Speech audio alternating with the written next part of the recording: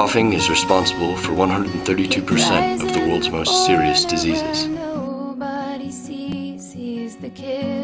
When you cough, you risk giving your loved ones runny noses, sore throats, headaches, fatigue, tummy aches, the runs, sprained ankles, smallpox, and Alzheimer's.